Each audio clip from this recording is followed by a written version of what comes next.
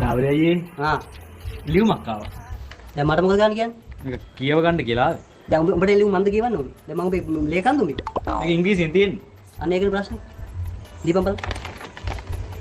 ඒවල් මේ ඉංග්‍රීසි අකුරු කියන්නේ. ඒක මම දැක්කමයි. පොඩ්ඩක් හිතාම බලන්න.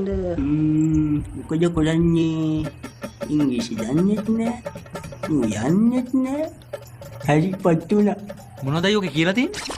ඔව් මේකේ බම් මේ කියලා තියෙන්නේ බං මේ ඔව් එන්න මට කතා කරනවා බං මට ඇහුන්නේ නෑනේ.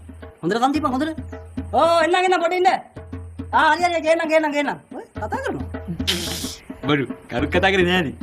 මොකද යාක නැත්තේ ඔය කතා කරන්නේ මෙන්න තියාගනින්කෝ ගියේ නැත්තම් මරයි එන්න පොඩ්ඩක් ඉන්න